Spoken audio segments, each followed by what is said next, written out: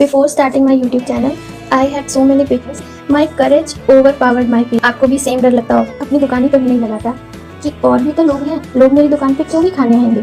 You never know how much it might change you. Hello everyone, welcome back to my channel. In this video, I will be sharing my experience with my YouTube channel, how it changed me a lot, and if you are thinking for the same, why you should start your channel. Before starting my YouTube channel, I had so many big fears, and one of them was obviously the same. What if no one watches my videos? And I was constantly thinking about my ideas and my sharings are not worth it, and people won't find it valuable enough. But one day, I just decided that I should film a video, and on that day, my courage overpowered my fears. और आज उस दिन को 1 साल हो चुका है. I still remember how I felt. It was kind of, I finally stopped hiding my true self.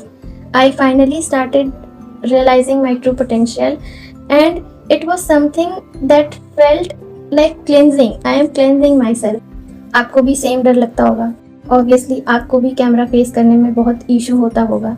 मुझे भी होता था. But trust me, if I can do it, you can do it too. मुझे कुछ भी बोलना नहीं आता था कैमरे के सामने, और मैं लिटरली अपनी लाइंस कभी कभी याद करके बैठती थी कि मैं भूल ना जाऊँ.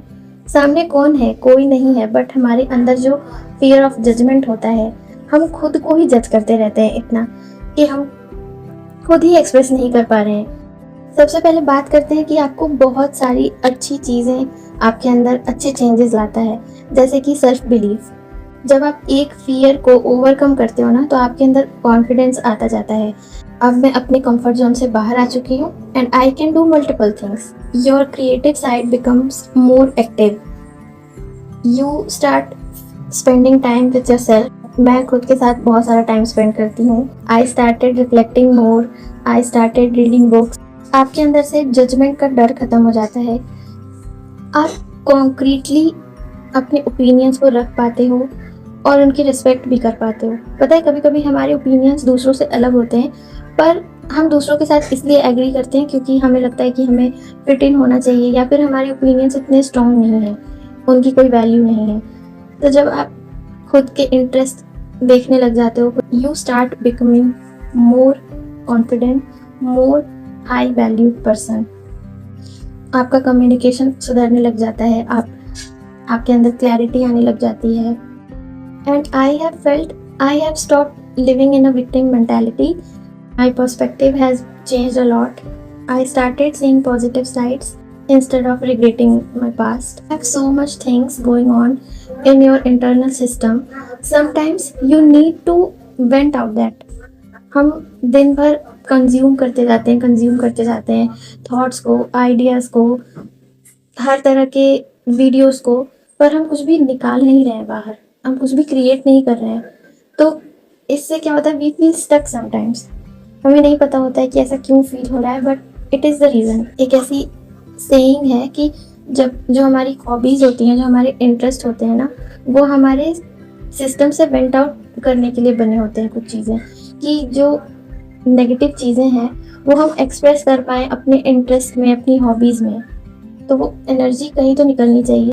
तो यू विल फील मोर काम, more content when you start doing things what you like. और चलो, ये सब तो एक अलग चीज़ है, ये सब तो सबको ऑलमोस्ट समझ में आती है कि इसके ये फ़ायदे होते हैं.